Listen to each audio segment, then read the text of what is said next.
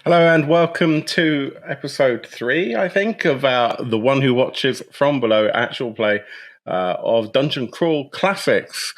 We're bringing the cast on in just a second. If you're watching live on Twitch, we are recording 2 episodes back to back. So after this first episode finishes, please hang around. We'll have a quick intermission and then we'll come back and record the 4th episode in The One Who Watches From Below. If you're watching on YouTube, please hit like and subscribe. If you're watching on Twitch, please hit the subscribe button if you haven't done it already, and that all helps us to level up the channel.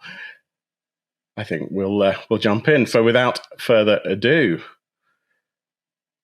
let's bring on the cast, shall we? My name's Phil. Welcome to the Dark Orb.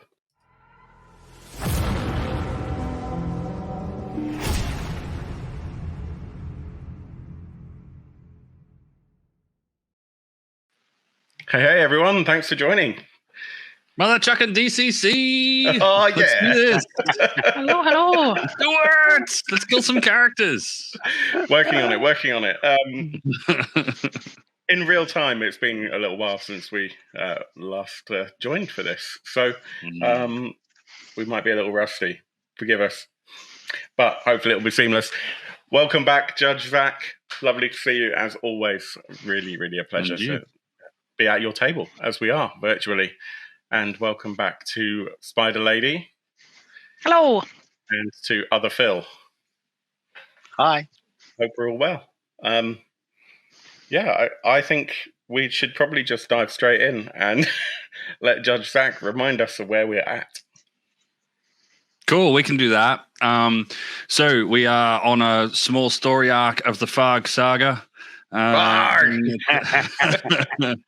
Which began in your small hometown of Bitterweed Barrow, where you rescued what has revealed himself to be a powerful wizard who was formerly a disciple of Bo Bugbliz in his home plane. He traveled to this plane via a magical, quite delicate, you found out, mirror, and is now unable to travel home and repent to Bo Bugbliz. He's desperately wanting to do that, seeing as how it seems that Bo Bugbliz has sent people after him. Unfortunately, the artifact that would allow him to be able to create a new portal home, being the Black Pearl, was not in his treasure hoard where he was frozen.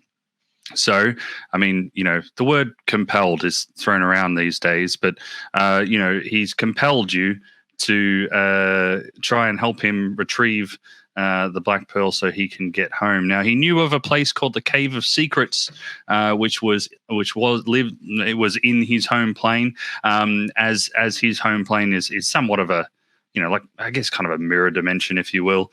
He knew that there must be an equivalent Cave of Secrets in his in this plane, and he also knew that one could go to the Cave of Secrets to find out most any information that you wanted.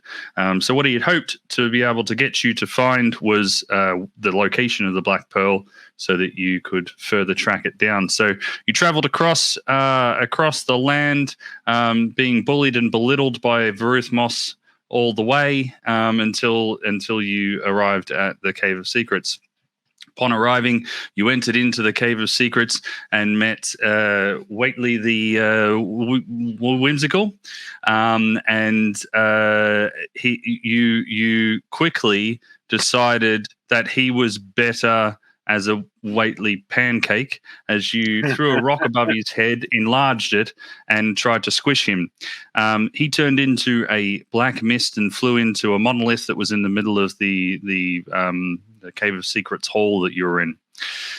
You went on exploring through the complex. You found there was a doorway on the other side and of the cave. And there was a rather imposing looking door with some nice looking jewels that maybe should have been left alone in the top. And what was it? Who was it? It was Jim, wasn't it? That decided that may be the mechanism for the door.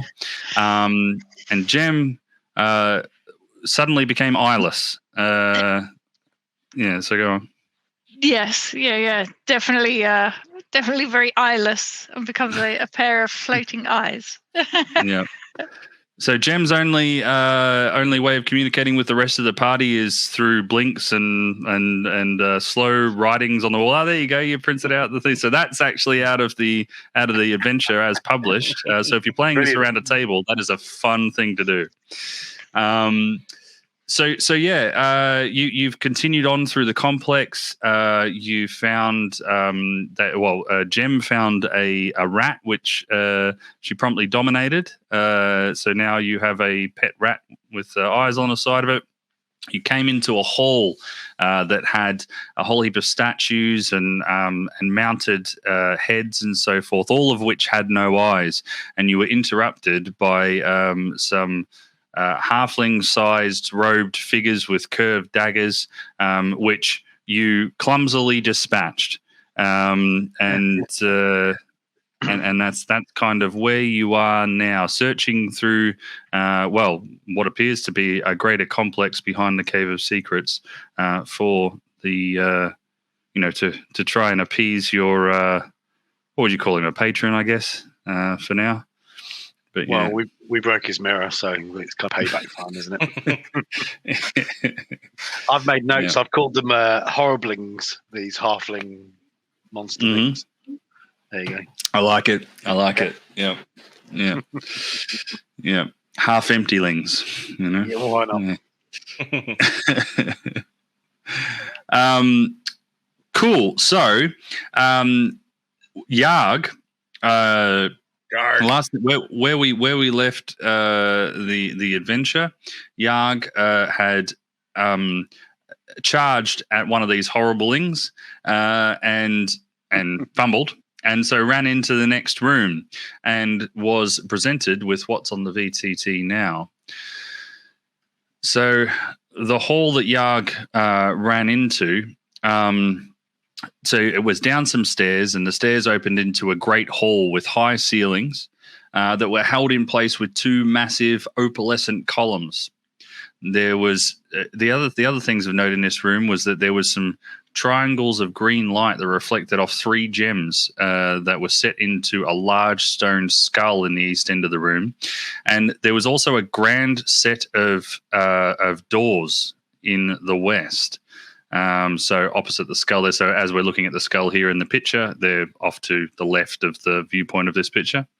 And on the wall, you see tapestries on the north and south walls depicting enormous eyeballs on a background of crawling worms. And you can also see the giant worms in the background there.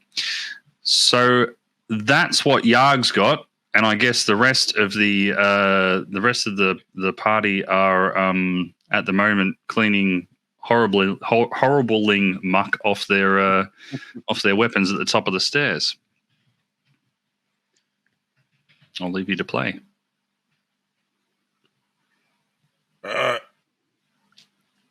Guys, there's balls on sticks. It's not right. I don't like it. Oh dear. I think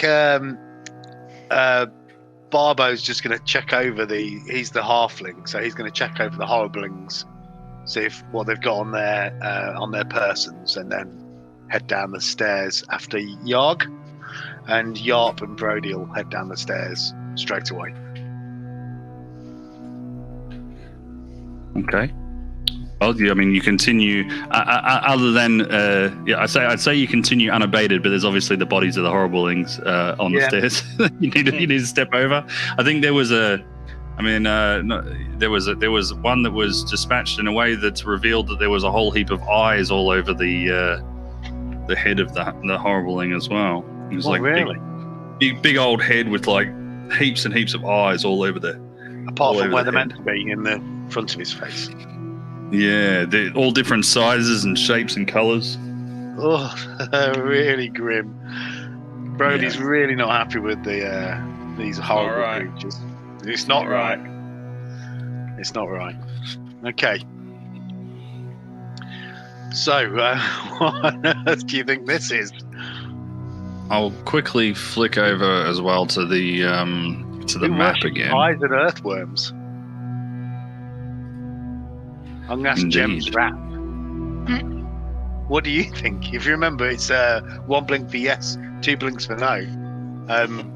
What do they worship? Earthworms?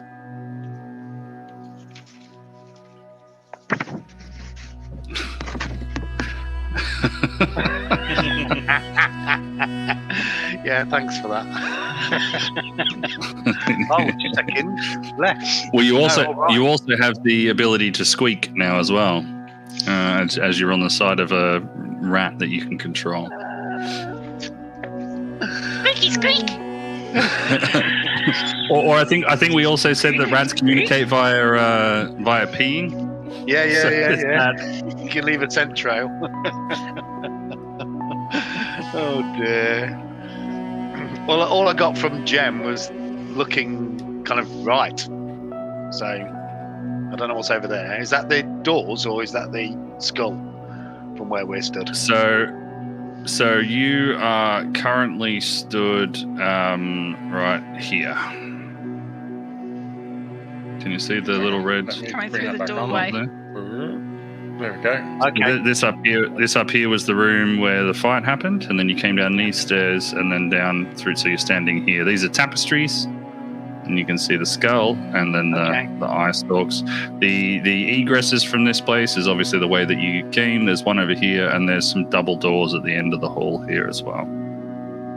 Okay, so either Gem was eyeing towards the skull, or to go back up the stairs and out where we came from. I think. Okay, so Brody's going to go over to have a look at the skull. Then he's the cleric. He's really not happy about it having horns and all these eyes everywhere. So he's just going to go over and kind of have a look at it. I might actually ask my deity about checking to see, and I kind of already know the answer, but to check to see if it's evil or not. Let's have a look. I'm sure I can do detect evil. Let's just check. Yes, I can. Right, just a second. Let me go and find what that is. So I might, while everybody else thinks what they're going to do, I'm going to have a look at what detect evil is and how I do it. Sure.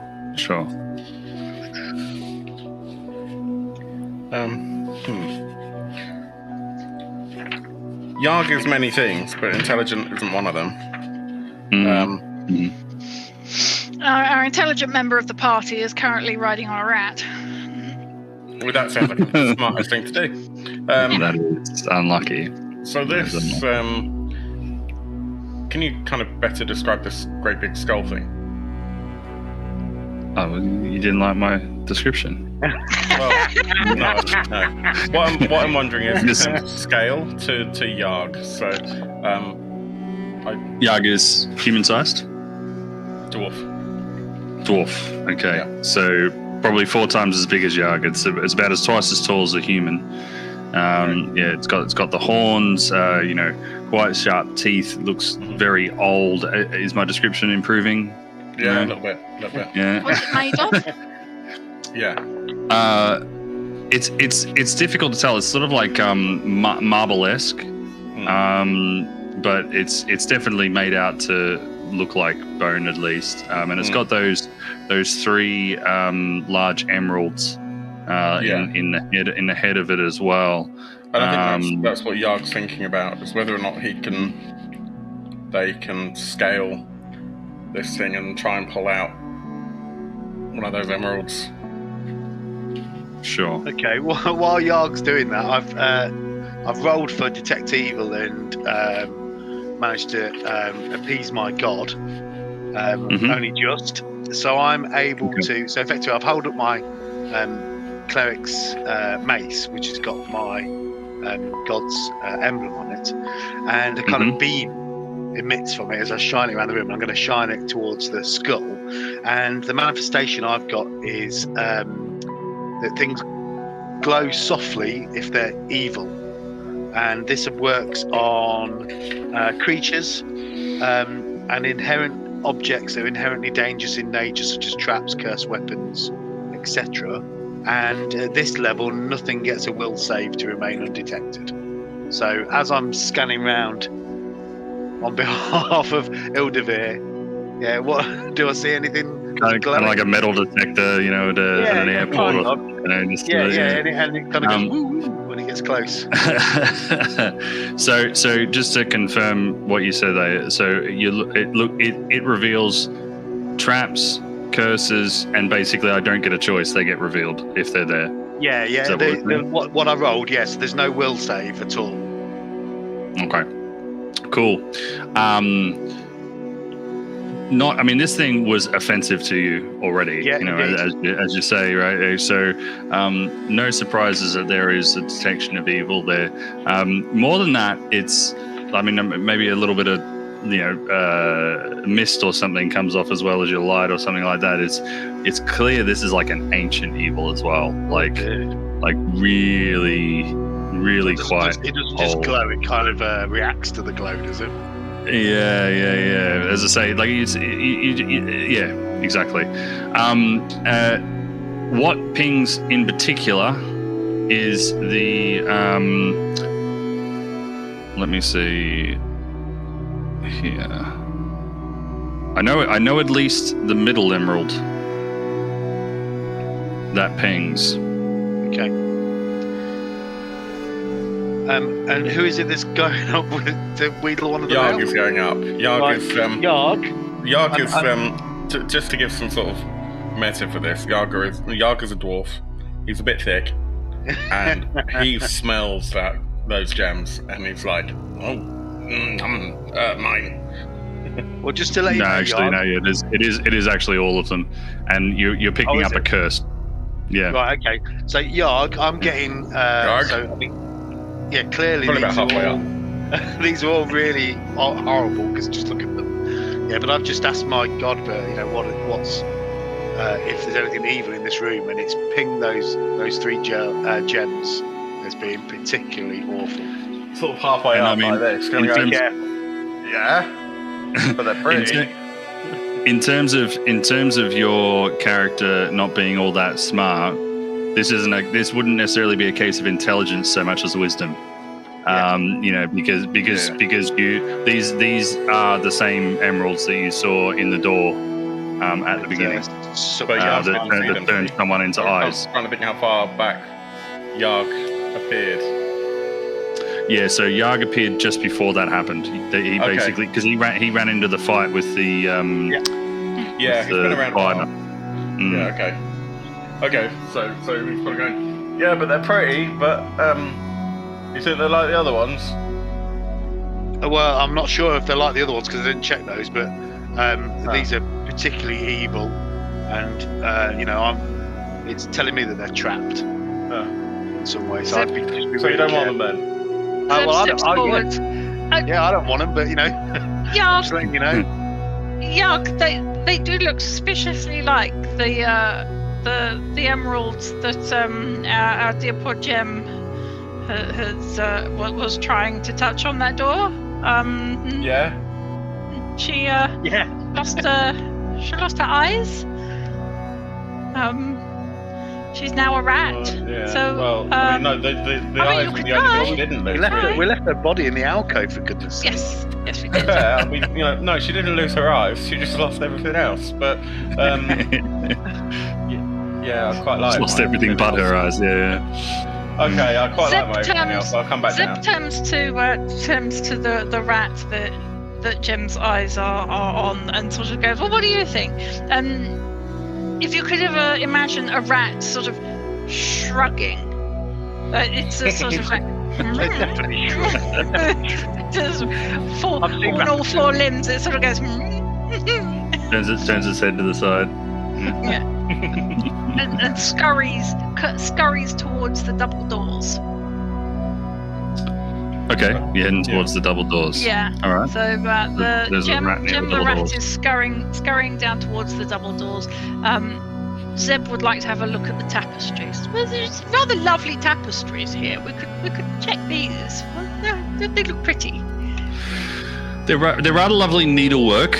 they're not what you would describe as pretty. These are similarly offensive sort of tapestries in ways that only eyeballs and worms could be offensive. Yeah. But there's beautiful needle ship on them. Yes, the overall thing of them is not ideal. Yeah. As people are looking at the tapestries, my detect evil lasts for 6 turns, so I'm going to waft my ray of goodness. That's what I'm calling it now. My ray of goodness over the tapestries as well. And so, are they evil too? They are similarly, as I say, evil and offensive, but they are not. So they're not cursed. Yeah. So this is more about. Yeah, I was thinking the artist in me is like, maybe the content's evil, but the tapestries themselves are actually quite beautiful. Historic, there's a lot of culture here. Yeah. You shouldn't censor such things. Okay. So the tapestries seem safe. That's all I'll let you know about that. They are wall to ceiling, sort of. We're talking like 20 feet high, like 30 feet wide sort of thing. Sorry, I'm not sure. You're not even Alexa. Alexa's so offended by these things, not even she knows. Fair enough. Yeah, she's not sure at all.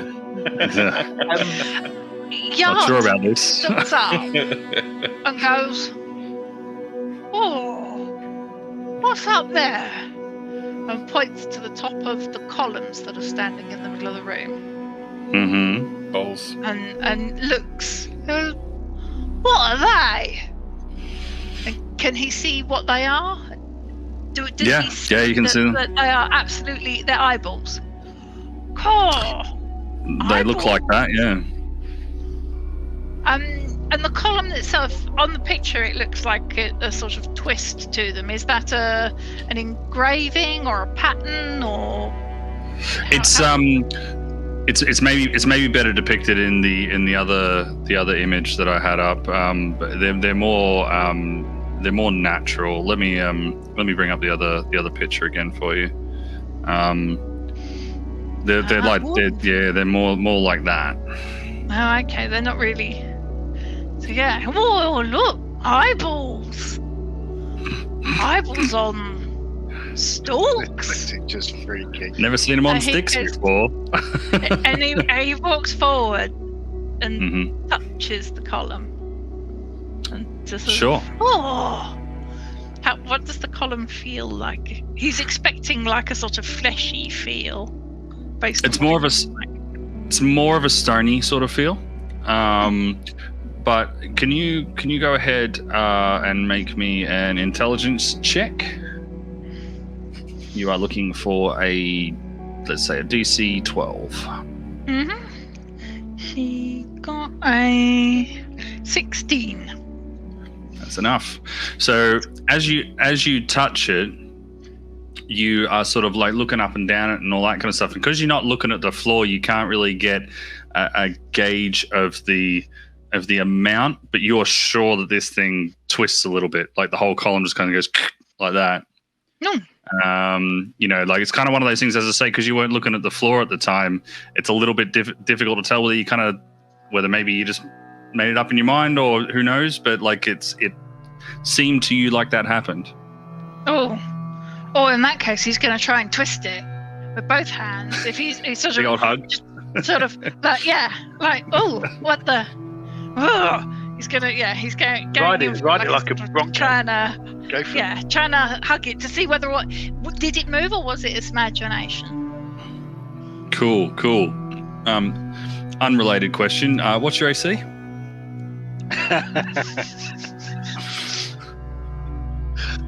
14. 14. Okay. What's that stuff? Oh, okay. So, in a moment, we're gonna. Well, first of all, I want to. So, in terms of the canon that we've got so far, it sounds like we've got most characters around the skull. We have a rat near the door, and we have your other character now giving the pylon a cuddle. Yeah. Was it the far one near the double door, or was it the one closer to the skull? It would have been the one near the double door. Would it? Okay, cool. Yeah, he would have followed Gem. Yarp would have followed Gem. Honest players, I love it. You fools. Cool. So basically, yeah, you go to give this thing a cuddle, and it twists the other way, and you're like, yes. And then it just goes, and goes thumping down, and you dodge out the way just in time, and because it's sort of come down and over, because it's like cylindrical and so forth, you can kind of it tips up, and you can see there's like fleshy sort of tendons going into the floor, and up through into the thing. So it hit your AC for 5, which was no good. But now we're rolling some initiative. Oh, it sounds like. Oh shit, guys! Right, initiative. Remind me, I can't remember. Is it a D10 for initiative? No. No, it's a D20. Yeah. Or a 16 if you've got a two-handed weapon. Yeah. Good memory. Thank you. Yeah. It's just the rule I always forget when I judge. Oh dear. So I've rolled a 1 and a 15. Okay. 15's So on one of the your two-handed. characters. One of your characters acts tomorrow. Yes. And and one of so Dark Orc Phil, you're muted at the moment, but one of them's already happened. Are you wanting us to roll for each character, or just roll our best? I had intended for everyone to do a party roll, so let's just take the 15 off Phil. Are you sure? Yeah. Because I also rolled I can find other ways to kill you. That's all right. Yeah. Cool. In which case, I'm at a 10. Yeah, unrelated. Unrelated, but I found other ways to kill. Cool. And Aaron? 11. 11. Okay.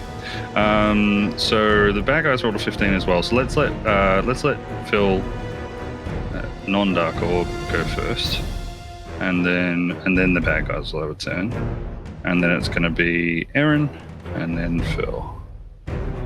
Dark Orc Phil, that is. Okay, so this thing's come slamming down, and it's sort of like on its way raising back up as Phil, your Barbo, Brody, and Yarp characters are able to take their turns. Okay, well, I think Brody, the cleric, is going to go, completely, it really is evil. And he's just going to bop it one with his mace. Now, how much time do you think's passed since the top of the stairs? Since the top of the stairs, like a minute, a couple of minutes at the most. Okay, so technically he still has this is just for your benefit, because I don't know whether it's going to work or not. He still has, if he does a hit, he has 5 rounds of paralysis that he charged himself up with at the top of the stairs. So he's kind of got, like maybe a minute left or 2 minutes left of that still being active, unless it's cancelled out by my detect evil spell. Let's use. So you used 1 round of it, didn't you? Yeah, to cast it upstairs. Cool. Let's roll funky dice. Let's just say roll a d5, and that's how many rolls you get. Ooh. How many rounds you get? 4. All right. So 4 more rounds. So I guess you get the full complement. Yeah. Let's do it. Okay, so Brody's going to go for an attack then. So he's going to hit it with his mace, and it's just a big floppy pylon, is it? Parts of it are floppy. The main pylon bit was sort of like was more like rocky than floppy. It was there was like tendency like in the bottom of it that you could see when it flipped down. Okay, well, he's just going to hit it with his mace. Let's just go for it. Cool. So that is, let's just have a look. Melee attack, he's on a -1 because he's a cleric. He's rolled a 13, so that's a 12 because I'm on -1. Don't know if that hits or not. No, it doesn't. Oh, never mind. So that's Brody. Hangs off the off Brody the tried to stone. attack it. Yeah, brilliant. So Yarp is at the bottom of the stairs, so he's going to run across and try and hit it with his staff, and then he's got a shield attack as well if he's fortunate enough to get it in. So we've got, let's have a look for that. So that's a +1 plus the, I've got a because he's going to run across and try and whack it on with his staff. So I've got a 3 on my deed. Oh, crikey. Oh, he's missed anyway. So I've rolled a 3, 4, 5, 6. So a 6, that's a miss as well. Yep. He's going to go for a shield bash, which is a 7. So he's also missed shield bash. So we've just gone up and kind of done a funny dance around this. You guys are really freaked out, right? Yeah. Well, clearly it's because we were so successful against the Horriblings. We just put them all out with just like that. Okay, so then, so that just leaves Barbo, who is slinging stone. So he's going to try and pop it one directly in the eyeball. Why not? So with his sling and stone, here we go. Everyone, please, fingers crossed for a good roll. 13 plus 2 for melee missile attack. Sorry. Oh no, +1 for missile attack. So that's 14. 14. That's a miss as well. Yes. Remember, just in case you've forgotten as well, keep track of the ACs because I don't tell you ACs, I'll only tell you DCs. Yep, indeed. Okay, there you go, folks. So all 3 of mine have just had a really good go, and we've done a variety of different breakdancing moves around the pilot. Not managed to actually deliver any blows. Looks great though. Looks great. Okay. All right. Well, now there is there's a stalk. The big old thing with a pylon thing. Oh, it can't roll for crap either. So that was going to hit Barbo. Okay. But I say going to did not. And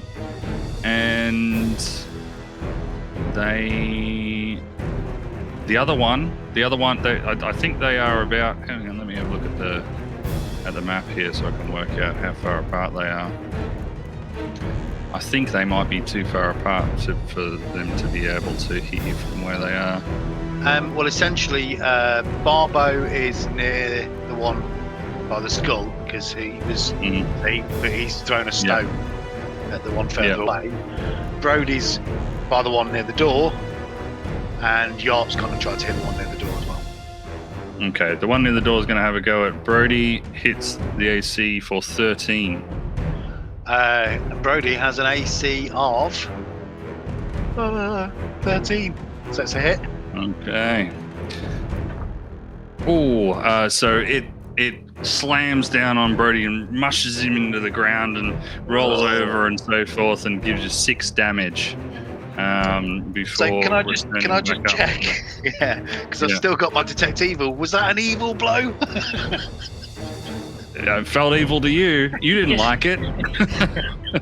You sure? Did it glow? Did it glow a funny colour as it hit me? Actually, do you know what? If you're asking legitimately about that, no, it didn't. Oh, it's not. What alignment are you? Neutral. Neutral. Okay, yeah. So it's not evil to you. Okay. This particular thing. Still hurt like buggery though. That doesn't mean it's your best friend, right? Yeah. Okay, Aaron, do you want to take your turn? So we're going to start with Zeb, who takes a step back from where he was admiring the tapestries. He heads to the door that we came through, and from that position tries with his short bow. Actually, might be a little far. He gets close enough, but still far enough away. With his short bow, he's going to attempt to shoot an arrow and get it in the pupil of the eye that is now rolling around on the floor, trying to squash people. Right. Yep. Got it. Let's do that.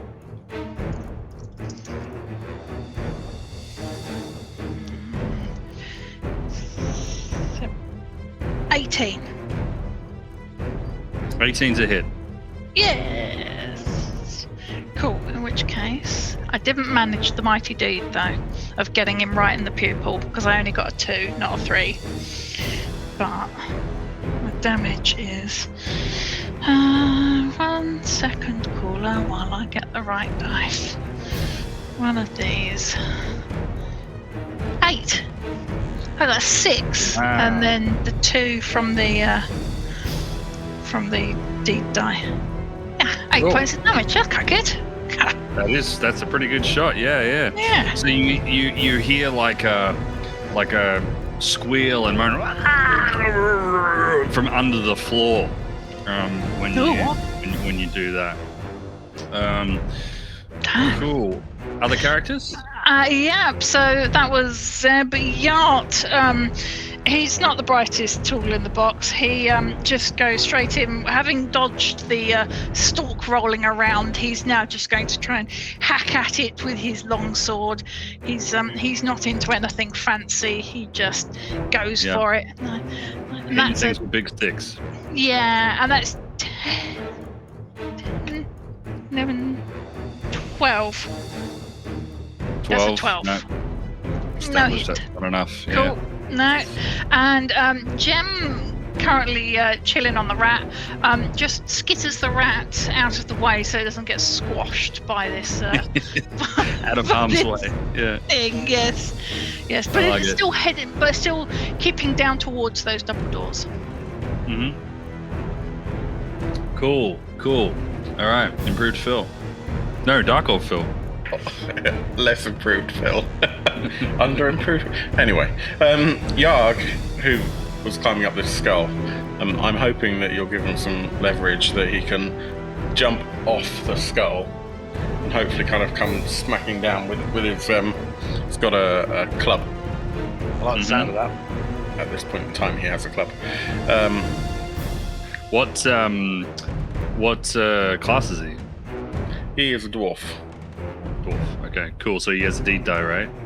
Yeah. Yarg. Cool. With your with the description of your action, if you make your deed, I'll let you roll up the dice chain on your damage. Ooh, thank you very much. So one of those, and what's my? This is D3. Right.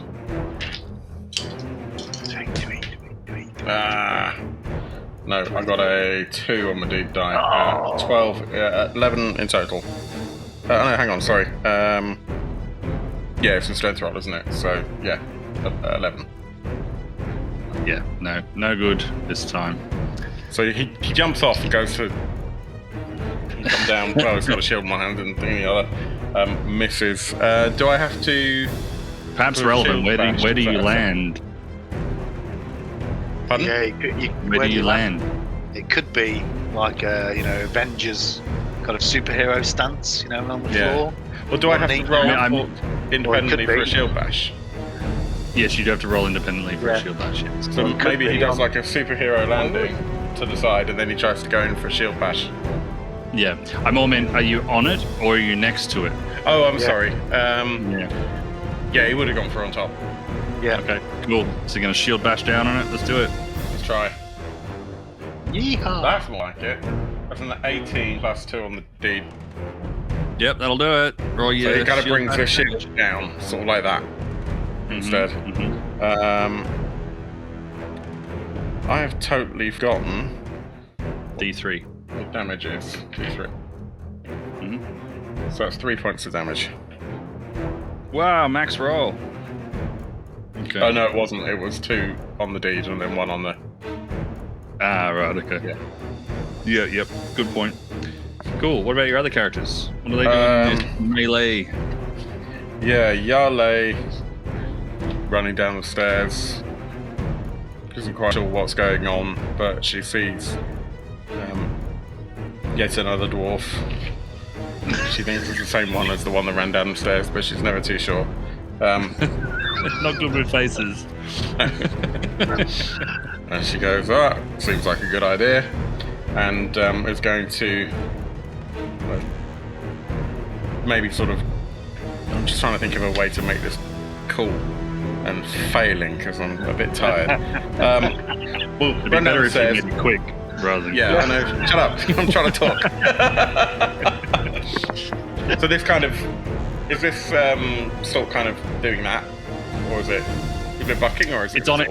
So canonically, I think it's on its way back up from the attack from last turn. So kind of like that. Next sweep.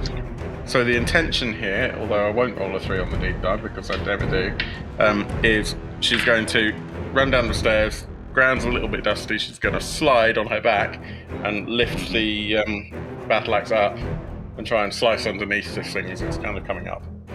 On the squishy bit at the bottom.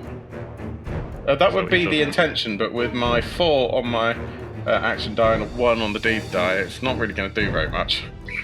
It was a nice intention, though. So she basically slides, just keeps going, and she's from the other side of the room. It's like we're all doing it through the performance dance. Yeah, absolutely. Explaining what we're going to do. It's contemporary dance, We're but gonna beat you normally the music is too fast for the moves that we're doing, and everyone's confused. And then Groovex down will knock an arrow and just try and fire with a longbow. Cool. 17. 17 is a hit. Yay! Cool. Where's my beat? There it is. For a whopping 2 points of damage. Oof. Ooh. Cool. And so now the other Phil is your turn. Back to the top of the order. Yeah. Okay. So Brody took a battering that time, so he's going in, calling out his god's name, Ildavir, and he's going to really whack it with his mace this time. Yeah, right. Call it. Okay. Like in a brave way. I thought you were like, No.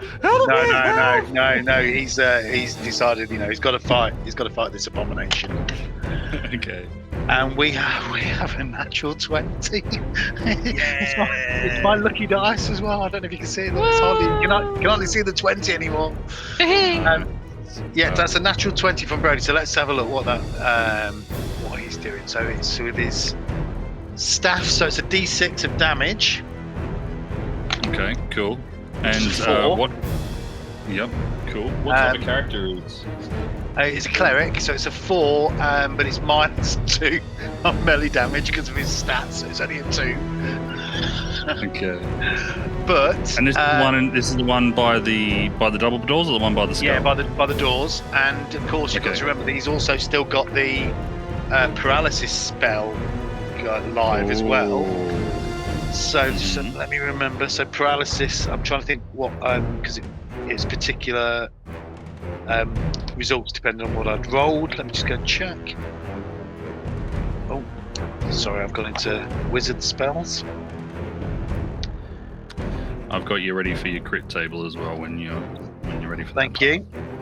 So paralysis it is because I'd rolled on a particular element. Let's have a go for it. Sorry, wrong page. I'd done previously, so it was cleric hands a melee weapon charged with energy paralysis. The charge remains for we're all doing how many rounds. It delivers the paralyzed creature is unable to move or take any physical action for 1d6 plus the cleric's level rounds. It's got a save will versus is the save spell check, so it can save against its will. Okay, and what is my DC for that? I guess it's the roll, isn't it? Normally Yeah, it it's is. the roll. Yeah. Yeah. Oh. I got a nat 20. Oh no! No paralysis for you. Yes, indeed.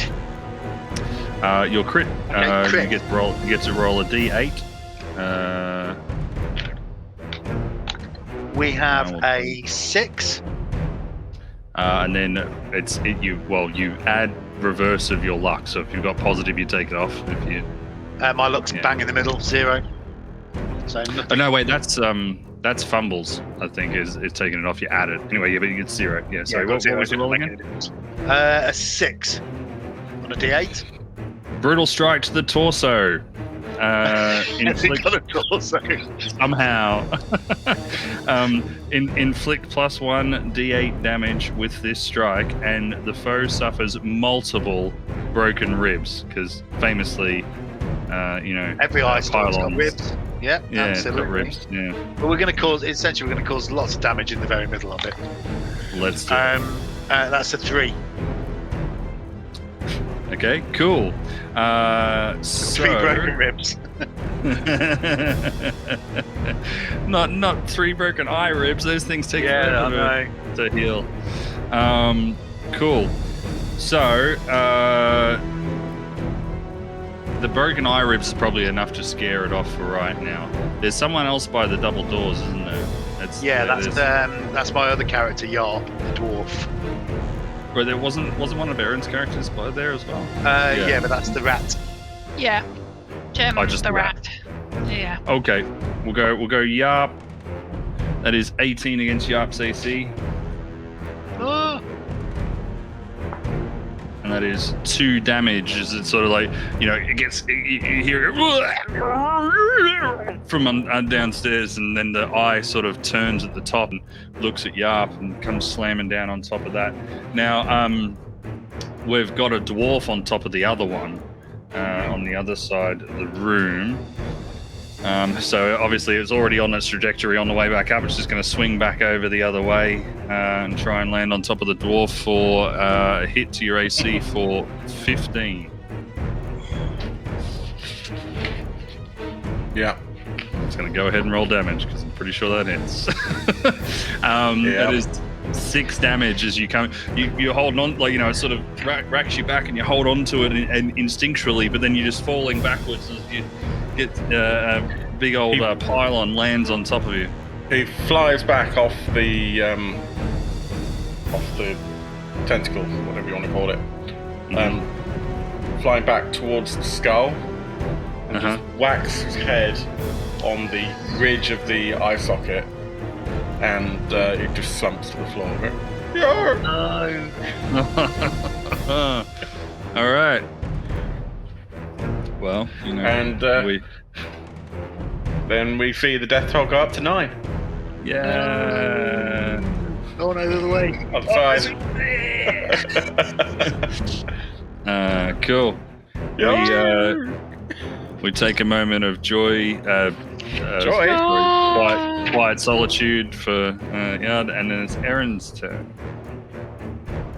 Zeb is pulling out his short bow again, and he's going straight in for another hit on that eyeball. He's aiming for that pupil again.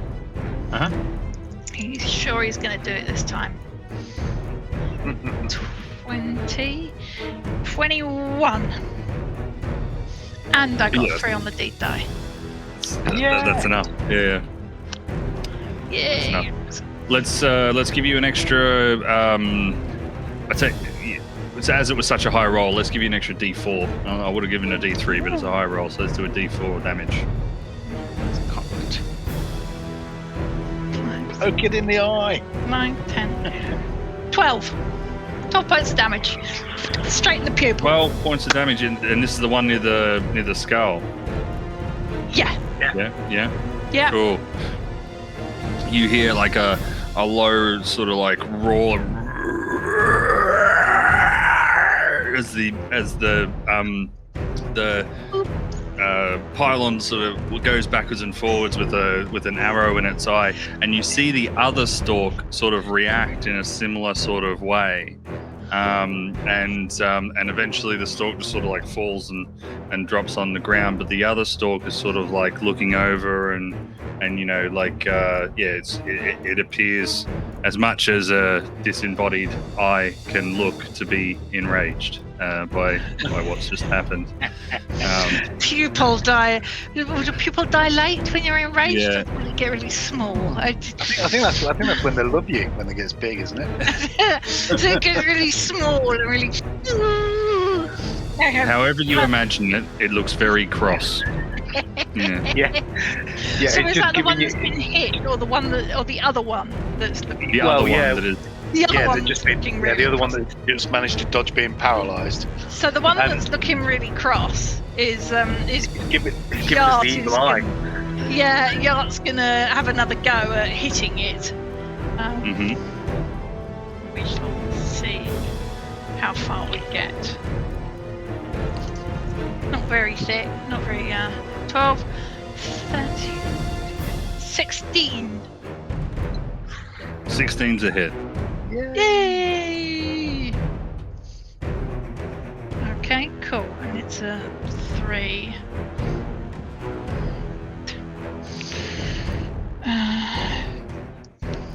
5 points of damage. Yeah. No, that can't. Yeah, Alright. yeah, that's it. Yeah.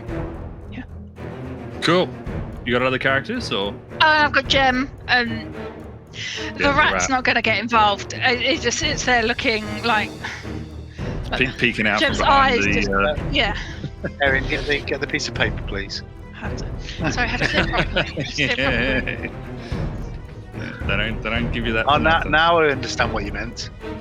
Yeah, got you. The eyes just roll.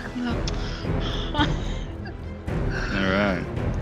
Now we have BBY Phil. Baby Phil. Yeah, well, it's the first letters of each of his characters, right? BBY Phil.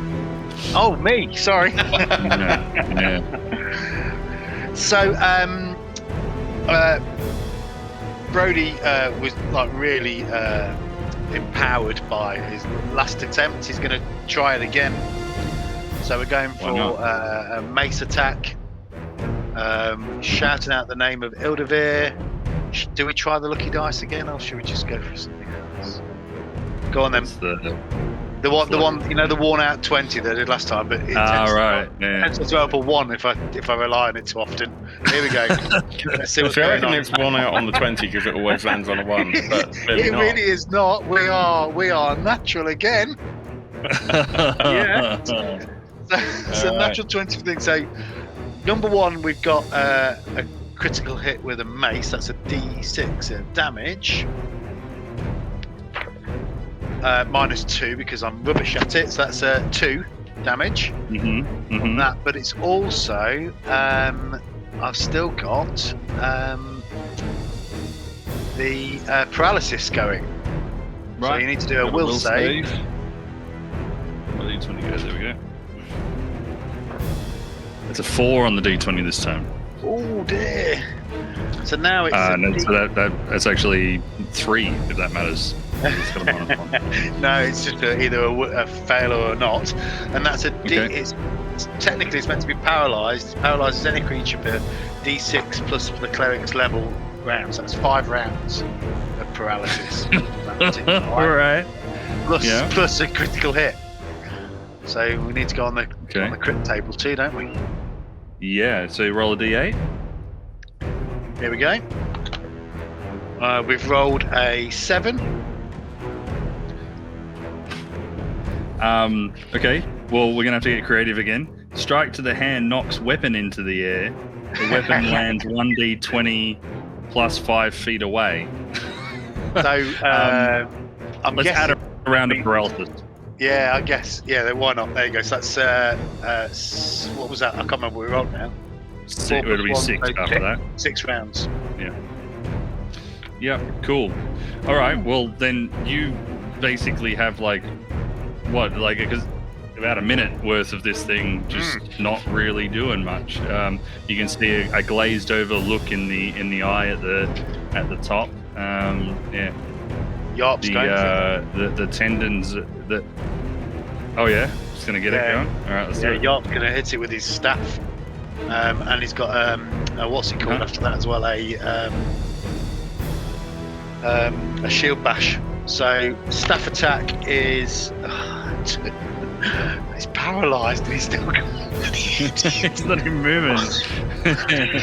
I think this is more of the armor, right? The rocky part. Yeah. So it hits him, it just didn't cause any damage. Yeah. Thanks for saving him the embarrassment. And his shield bash. He clearly picked a very hard bit because his shield bash is also a 2. It's a really calcified sort of piece of rock, you know. So that only leaves just Barbo left. He's still gonna fling his sling. So let's just hope and pray. Yeah, that he can hit it with a slingshot now. Yep. 19. There we go. It's fantastic. Hey, let's do it. So let me check because I think he gets plus on his melee damage, missile damage. He does. Mm-hmm. So it's a D4 plus 2. Oh, so that's 4 points of damage from the halfling with a sling, and the dwarf, with the staff and a shield is still breakdancing.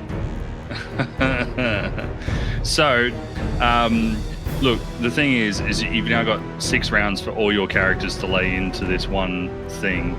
How are we going to do it, guys? It's. I mean, I don't want to take dice rolls away from you because they're fun, but like, you're going to kill this thing. You know what I mean?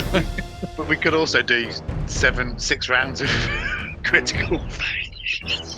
So I'll let the choice be up to you. Do you want a montage killing this thing, or do you want to keep rolling dice? I've got montage of Shaun of the Dead in my head of them beating zombies with snooker cues. That's what I'm imagining. Something like that. I saw in a sort of montage style beating this eye on a stalk with our various weapons. I think Yale actually. Whilst Yarp breakdances to the tune.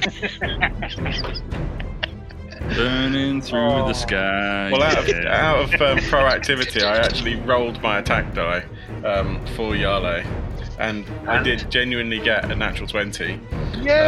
So she's going to go and pick up our dearly departed Yarg and use him as a rudimentary melee weapon. No. You may not have served your purpose in life, but at least in death. Excuse me, I had a cold over the weekend and that's too much for me. So I'm well open for the idea that we're all just going to be laying into this thing, but you've got this quite tall warrior who's just going to twatting this thing using a dwarf of a...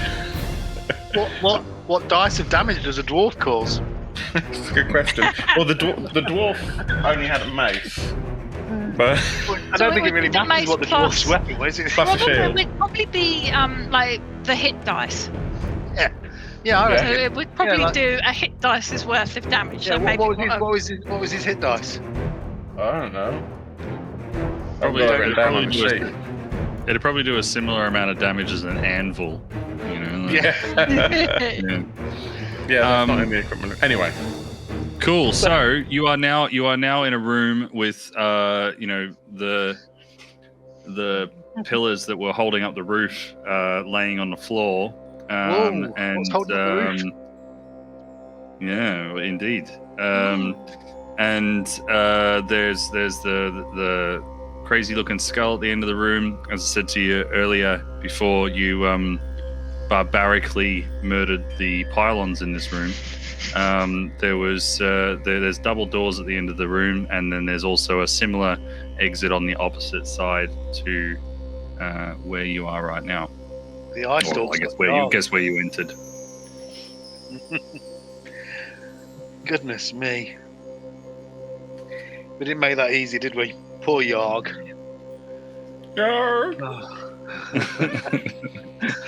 So Jem's So hanging that's around the by the sound. double doors. Yeah, I And, think I was going to say. Zeb and Yart are sort of following her lead. Yeah, I I think wonder if Brody- we should go through these doors. Yeah, I was going to say Brody and Barbo will head over to the doors as well. Because Brody realises now that when he asked the rat earlier and it went like that, he got his left and right mixed up. Cool. So you head on over there. Let me reveal that part of the map there. And so the heavy double doors squeal open to reveal an arched hallway. Yarg.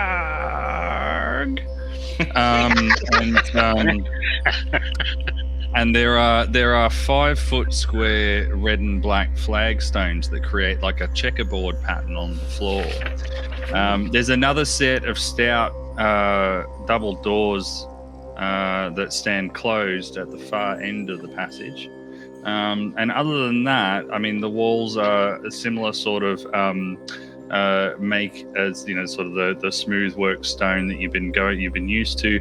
The do you remember from the last episode the ping pong of the lights that were following you through the thing that they've continued to follow you through this area, so it really does make for that whole breakdancing scene, because you'd be having like a Billie Jean moment as you're dancing around trying to Saturday Night Fever with that checkerboard floor. yeah, exactly. So that's what you've got. You stand in front of this checkerboard floor. Okay. Groovex is going to kind of kneel down on the floor and just look and see if there's sort of any indication that these checkerboards might have some sort of give to them, like looking for traps effectively. Cool. Make a DC 8 intelligence roll. Okay, that or find trap. Sure. Chief. Yeah. So find trap's okay? Okay, yeah, cool. That's fine by me. Yeah. Then we're looking at 16, 17. Cool. So you look down, and your breath slows a little bit as you take in the scene that's before you. What you can see is that you look at the working of the tiles and the way that they're edged and so forth, and something odd that you don't see sort of every day is that the tiles are not touching each other.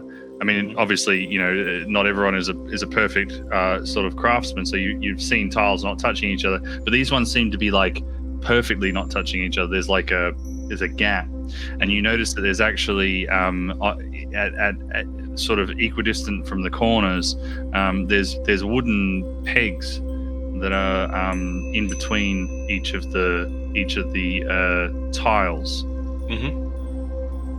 fitted into the spaces. Well, it looks to me like they haven't finished grouting these tiles. I mean, yeah, that's what it looks like. Yeah. That's what you got. Yeah.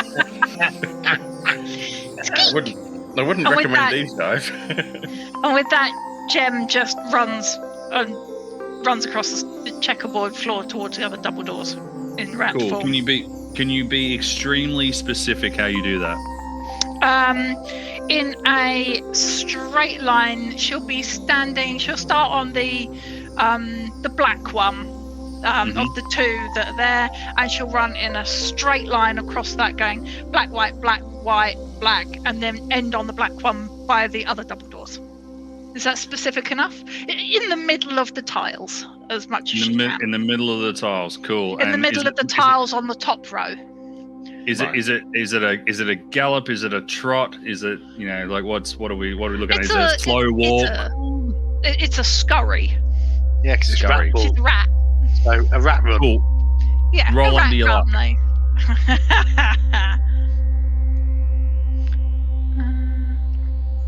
Do I have the same luck even though I'm travelling on a rat? Yeah, we talked about it last time. You have all those Cool. stats. Yes, her luck is 15, and I got 7. Great. Cool. You make it to the other door, unabated.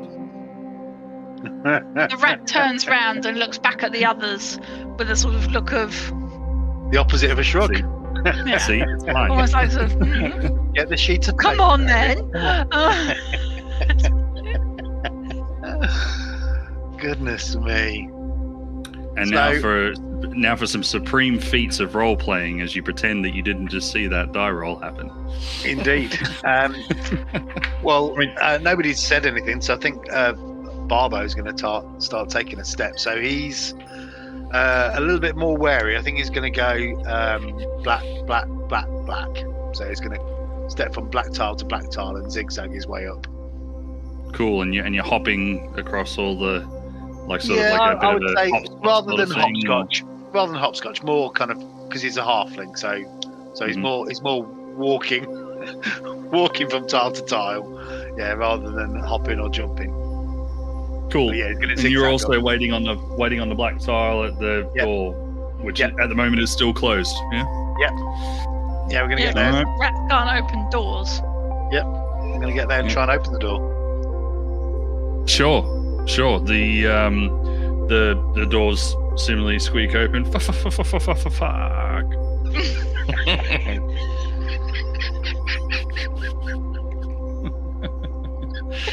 So yeah, you open the doors. Okay. What you see on the other side is a stairwell going down towards a what is so often described in DCC literature as a portal, but it's just a door, right? Like it's a doorway without a door, right?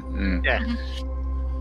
Okay, I was thinking that we needed to go downstairs because we heard all that kerfuffle from those pylon eyes below us.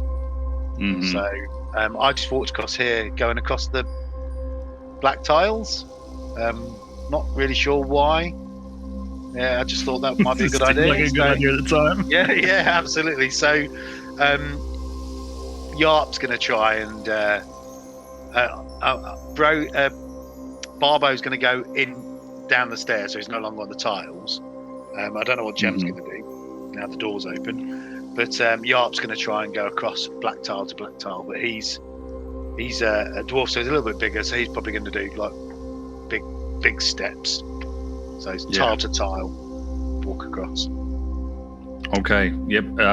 Each of those characters continues in the same way. Gets the same result. Wow. In that case, I think Brody's probably gonna. I mean, not that he's been impressed with Yarp's breakdancing so far, but he's gonna do it more kind of balletic. He's gonna. Mm-hmm. Yeah. Do a little pirouette in the middle of it. After Yarley checked the floor, the black tile seems to be perfectly fine. So that'll be my advice. Cool. You guys, you seem to have picked up this adventuring biz. Like, you're right on it. You've gone from farmers only a mere couple of months ago to now black tiles. They're the winner, right? So much death. That's all I can say. Yeah, a lot of experience, very quickly. We've just used a dwarf corpse as a weapon. Honestly. Yeah, that Just sort of experience is going to change a man. Really mild. Okay, Phil. I mean, are you going to get all crazy with this, or are you going to take the black tiles too? So, yes, but You didn't say yes immediately. That makes me worried. no, it's all good. So That's what's right, going to we've got happen Zeb and Yarp to go as well yet. So That's go on. true. Phil. Yeah. And presumably we're all going single file, relatively as such. So Groovex is quite pleased that someone has worked out something that seems to be functional and pads across the black tiles. I think at that point, Yarle will gesture for the other two to go, and for Zeb and Yart to go if they want to. Sure. Yeah. Yart. So who was it who did the sort of slightly pirouette-y dance across the floor? Brody. So Yart has watched Brody do what he thinks is quite a snazzy dance across the tiles, paid absolutely not an iota of attention to which tiles he placed his feet on, and decides and instead steps straight out onto starts on the black one and then spins in place and moonwalks across the floor in a sort of and to the other doors. That's not Billie Jean. That's the wrong song. That's What type of shoes are they wearing? Yart, here's a warrior. So he will be wearing quite warrior-y shoes. He's got armor on and a steel helmet, so I'd imagine he'd be wearing quite sturdy boots, sturdy leather boots. All right.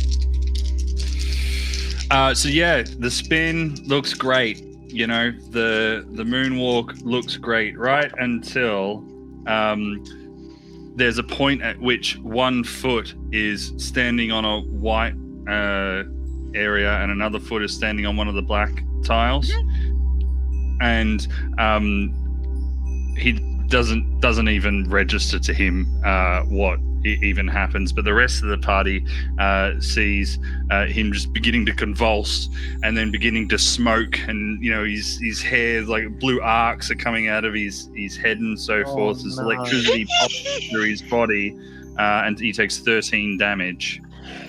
Oh, I only had 3 hit points. Barbecue. So yeah, your skin begins to blacken and smoke, and eventually the convulsing stops, but the heat appears to continue to be there. Yeah, as you lay across the tiles. Yarticue. Yeah. Yarticue. Judge Zach, do you want to, using the power of your mind, will that death toll up?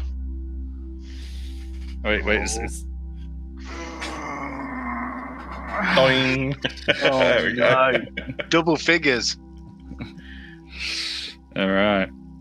Cool. It's So, a dwarf you know, as well. It's all the dwarves disappearing. Oh, he wasn't So, a dwarf. He was just a warrior. Oh, sorry. He was the adoptive. Oh, yeah, he was the adopted. Yeah, He was the adopted brother or cousin of the others. The slightly taller, stupid-looking one. But he is now dead, so there is now a body of Yart lying on the floor. mhm. And with that, Brody's just like, guys, just step on the black tiles. Yeah. Just the black tiles. Seb agrees and goes, yes, what an idiot. And with that, daintily hops from black tile to black tile across the floor. On his way, he skims past Yart and scoops up his long sword and you want to take a metal item off the thing that is currently being electrocuted? Yep. Ooh, yes, he goes for it because he didn't even think about it as he scoots past. Tries to scoop up the sword. Let's hope roll under your luck. Let's hope you grab the leather go hill. for it. And that is an 11. And luck is 11. So And that is also the next number on the death toll. No, we'll call that meet and beat. That's fine.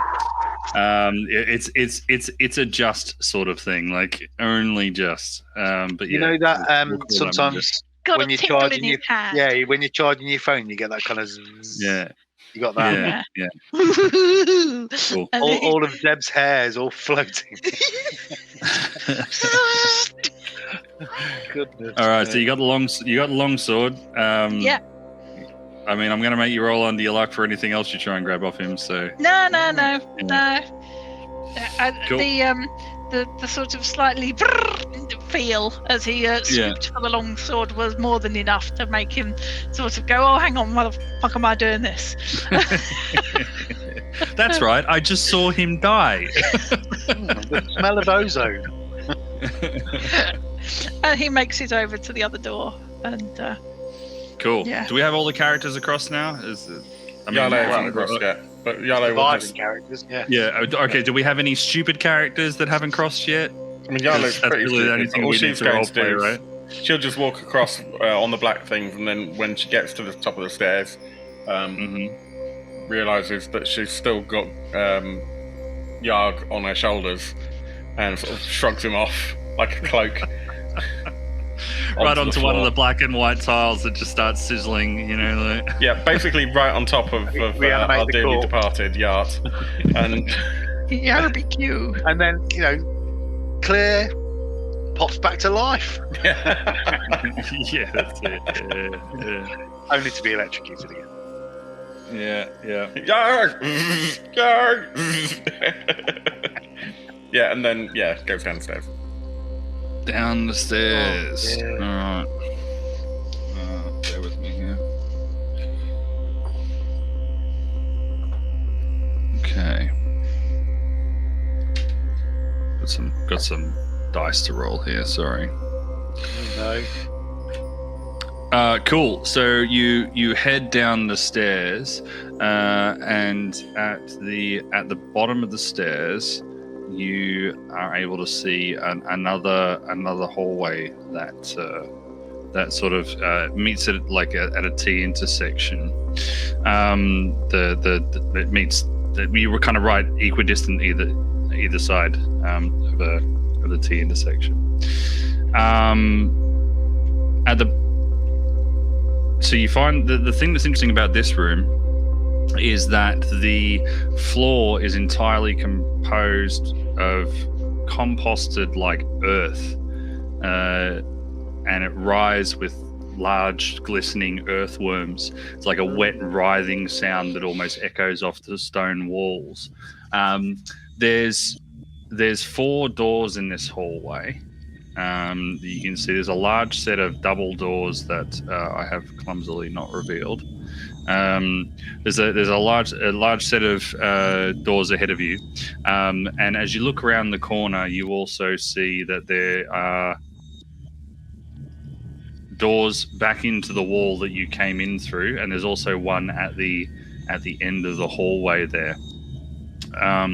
As you peer out, you see all those doors, but that's probably not the most interesting thing in this room. One of the most interesting things in this room is 7 horriblings, all tending the soil of the earthworms and so forth. And they turn to look up at you, and they get ready for a fight, basically. Haven't even got a breath. Come on then. Let's do it.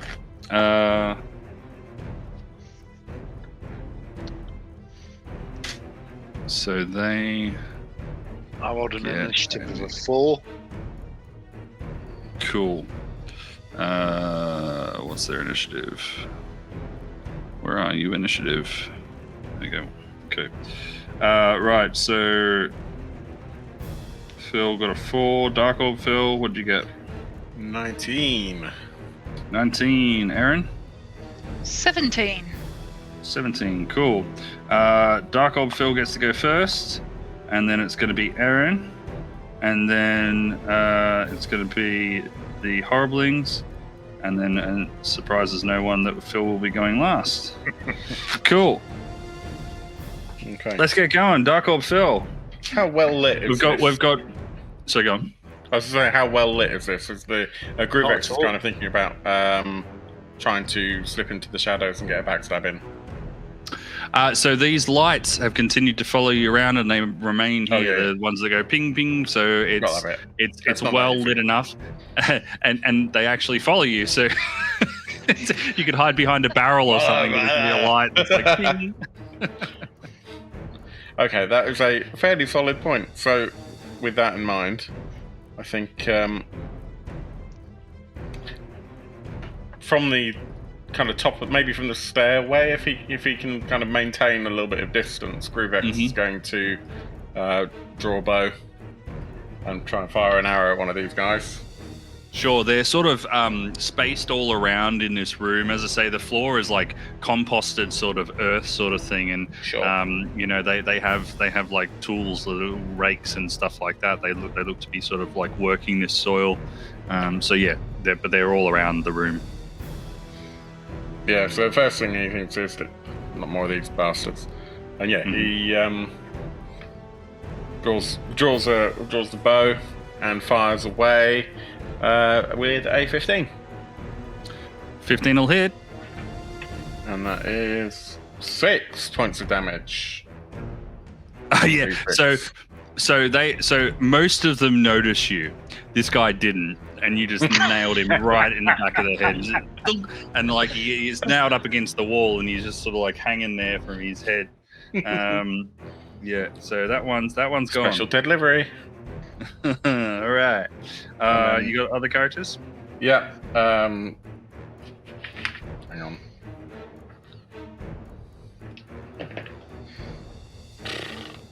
Yeah, so Yale runs in at basically the same time, going for exactly the same guy, and like goes to swing, misses the swing as this guy gets comes under his arms, smacked up against the wall because I rolled a 9, so I presume that's cool. Not going to do much. That doesn't hit. No. Actually, I can't add up. I rolled a 12. I forgot I had the deep die. Cool, that does hit. So, you go to hit him and the arrow comes underneath the arm and like you're like, oh, I can't hit that one. And then you turn around, there's another one there. Yeah, and I hit that one instead. Plenty of them. So, yeah, okay, cool. So, damage. This is with the battle axe, so where's the d10? There it is. Nice. That'll be 12 points of damage, thank you very much. Dead. Way dead. So dead. All right, yeah. Worm food. Yeah. Cool, Aaron. Zeb takes up a position next to Groovex, who was it Groovex who had the bow? Yes. Yep. So he takes up a position next to Groovex with his bow as well, and tries to have a ping at one, and he's aiming to he's going for the eyes. He's got a thing about the eye. He's going straight for the eye with the arrow, and it's a 14, 15, 17, and it's a 3 on the deep die. Yeah, that's a hit.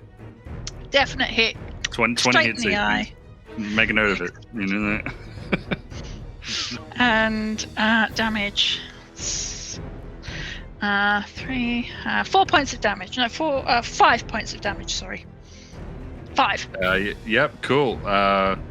You kill it. Yay! Another one goes down.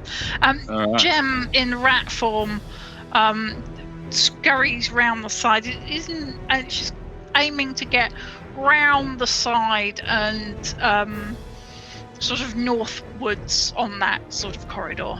So up towards. Yeah, is not engaging in the battle, but is more sort of slipping up and out the way. Up that way. Cool. So now we've got some halflings. They're going to have a go. We've got this one's on Groovex. That is, so one rushes towards the threat with the arrow. With their, let's make it actually because they were all doing their own thing. So he just spins, pulls a dart out of his cloak and throws a dart across the room for a 16 against your AC. That's a hit. So that is 3 damage. We're going to do... so how many we got left? We've got 3 left. So we're going to do... they're going to rush into the stairwell where all the rest of the, basically where the party is. We've got a hit against Barbo for 9 Barbo against your AC. First down the stairs, so that'll be right. Yep. Let's have a look. Barbo's AC is 12. Okay, so 9 misses. We've got 1 against Zeb for a 10 against your AC. That's a miss. Okay, and 1 further against Yarp for 2 against your AC. So these things are not great at hitting things. So there is now there's one that's thrown a dart, so it's still in the hallway sort of thing. But the other 3 are now basically creating a big melee in the hallway. And so now it's going to be Phil's turn. Okay, so Yarp's going to go for. He's really not happy about these characters coming up to him at the stairs. So the one that's just gone for him right in front of him is just going to cleave him. We didn't do the mighty deed. Cleave. And I think we've probably missed. We've got a 6 plus, so an 8, but a 6 on the dice. 8 for the armor class, so that's probably a miss, I think. An 8 misses. Yep. So that's a miss from Yarp, but he does have a shield bash. Push him back into the compost. Which is a 9 plus. Just a second. His shield bash is a 9 plus a 1 plus. That's it. So it's 10.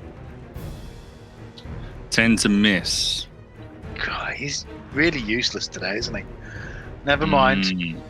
So then Brody's going to club the one in front of him with his mace.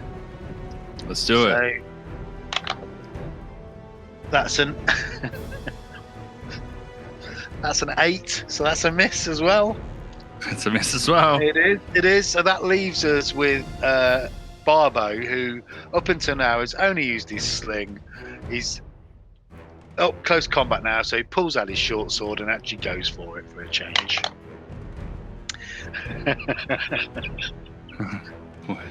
and he's rolled a 3, so he didn't. Yeah, you guys couldn't hit water if you fell out of a boat tonight. I tell you, like honestly. And we get a +2 on a melee attack as well, and I still missed. Never mind. All right, Dark Orb Phil. So, Gruvex is like, what the? Who throws a shoe? Honestly.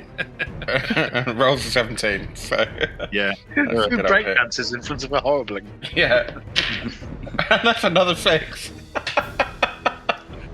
Yeah, you are offended, and, it's like, and you kill it.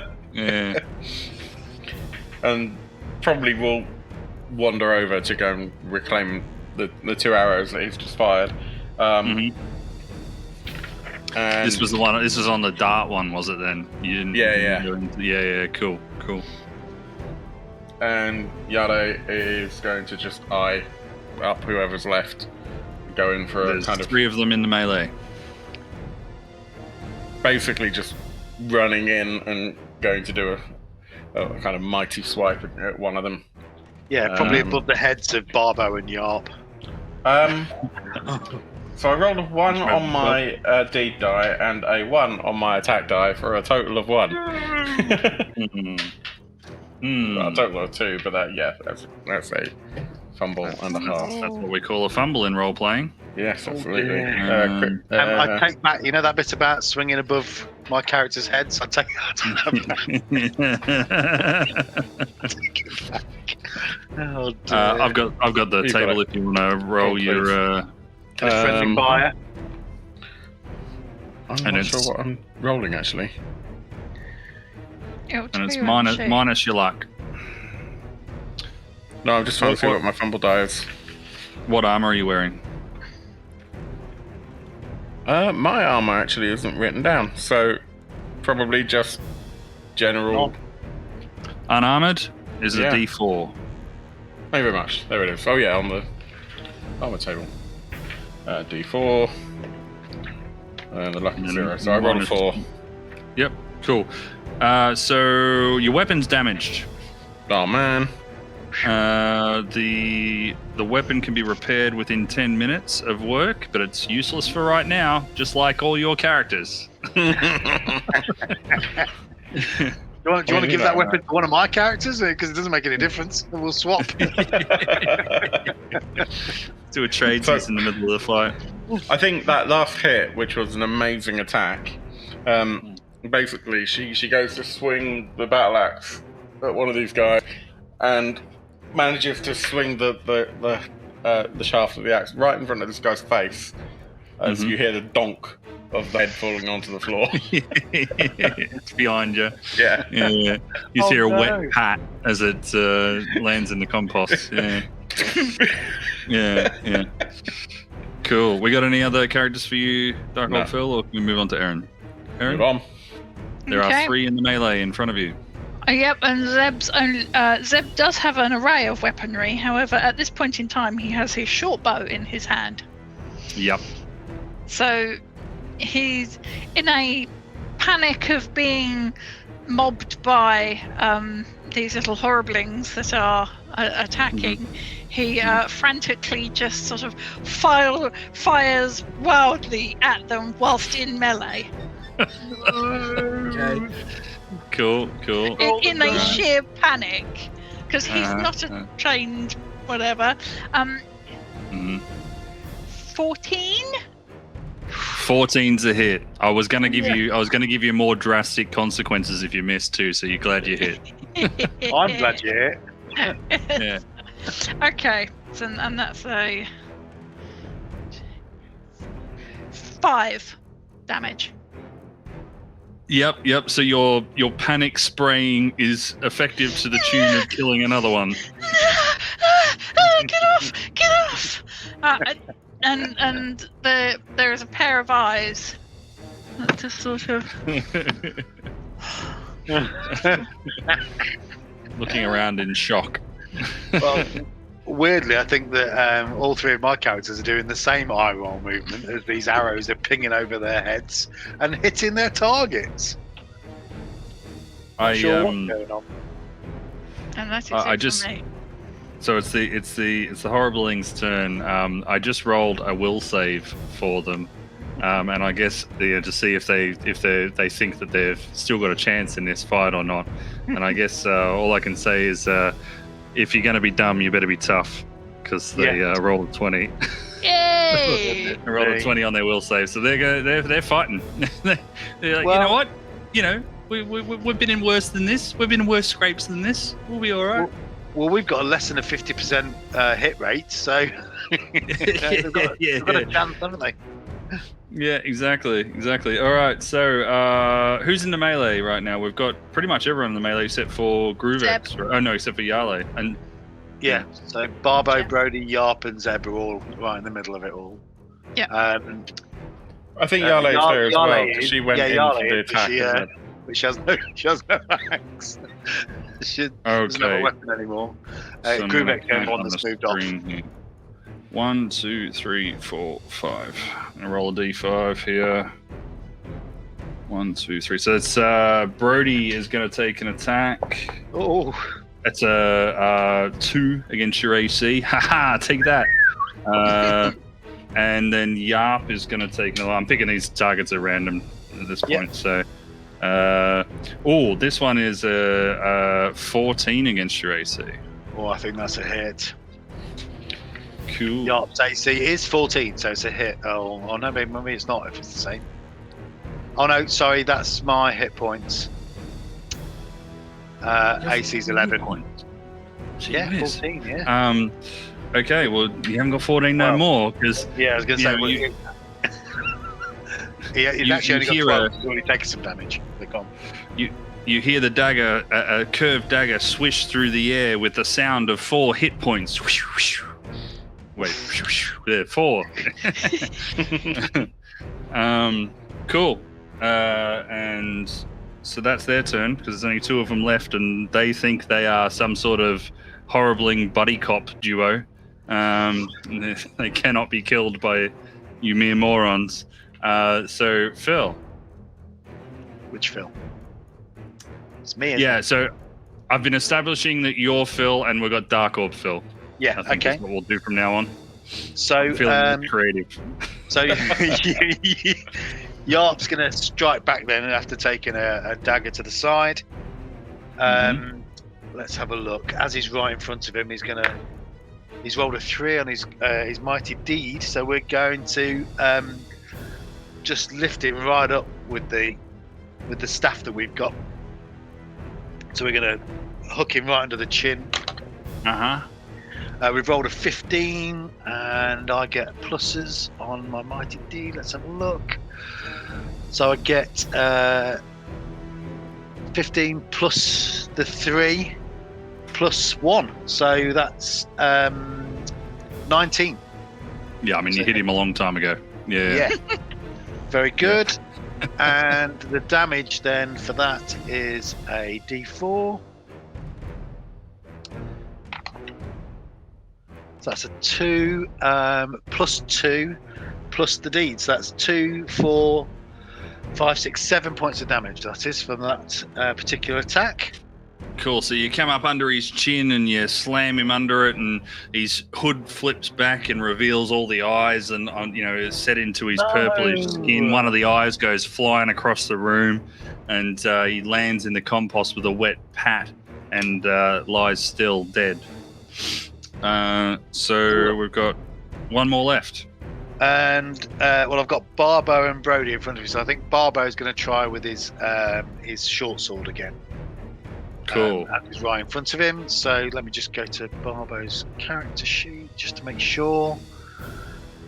Yeah. So he gets. Let's have a look. Oh, it's a natural 20. Different dice as well. Look at this, guys. All right. Big blue one. You're a crit machine tonight. All right. Well, I don't know if you've noticed, but it's quantity theory. Yeah, I've also had all the really bad rolls too. So that's a 20. So melee attacker getting +2, so it's 22. Damage for short sword is a D6 with no extra elements to it apart from the crit table. 5 damage, and then whatever happens on the crit table. I'd love to have fun with the crit table, but you've already killed him, so it's kind of yeah. Cool. All right, so you admire the trophies of your purplish-skinned horriblings lying in their cloaks with their curved daggers in the compost. Some of you are standing in it, and I think Yale was standing in it. Presuming you don't have any sort of special. So you're unarmored, weren't you? So you definitely have some sort of cloth or leather shoes, and the earthworms that are crawling over your shoes and so forth are leaving like bleached trails across the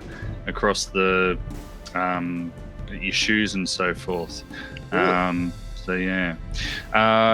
that's where you are. I think we're coming pretty close to time. So why don't we see if you lot can reveal something that we can leave as a bit of a cliffhanger for the next episode in the next minute or two, shall we? So you've got a door down to the south. You've got doors set in behind the way that you came, and some double doors standing in front of you about 10 feet away. So Barbo's just like really proud because that's actually the first time he's struck a blow with a sword, and he just kind of killed it. Yeah, so he's maybe like, I am really a swordsman. Yeah, indeed. Up until now, he's only ever used his sling. Brody is really interested in going back underneath because there was something underneath the floor where the eye stalks was. So Brody's happy. I think did Jem go up north? Yeah. So yes. we're gonna follow the rat and go to that doorway there. That's where Brody's gonna go. And Yarp will follow Brody actually, whereas Barbo's still at the bottom of the stairs, kind of just basking in the glory of being the best swordsman he's ever come across. Because you do realise, I don't know if you remember, but he nicked Neblin's top hat, so he's there with his top hat on and his sword. Yeah. He thinks he's absolutely. Maybe I should, enter a few fencing competitions. You know? I could win a bit of gold. I was gonna say he picked up Neblin's glasses. He kind of needs make him as a monocle or something. But yeah, absolutely, he's really on top of the world at the moment. But Brody and Yarp are going to head to the northern door that goes back towards where the eye stalks were. Yeah, so that one up there. Cool. I'm going to hopefully ask that the rest of the party be as kind to the GM, and you all go towards the northern door. Yeah. Yeah. Rather than narrating a few different things. Cool. So let's have a look in there.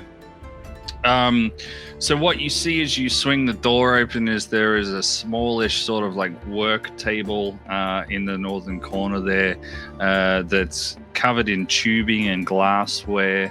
And as you cast your eye over the room, you see there's cabinets that line the walls with beakers and jars containing they contain strange things, but you would guess they would be they look like they'd be reagents. This is the sort of room that you've heard described to you in children's tales of wizards and so forth.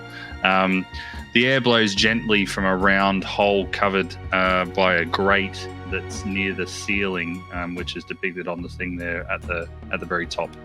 But that's kind of what you got. You got like a what would be pretty quintessentially to us a wizard's workshop, if you will. And we can discover more about that in the next episode.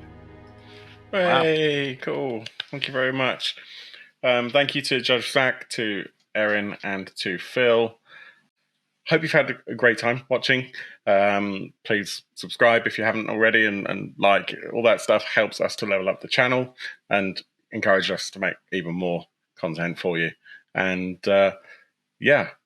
hope to see you for the next episode of The One Who Watches From Below, Dungeon Crawl Classics. Thank you again to Judge Zach.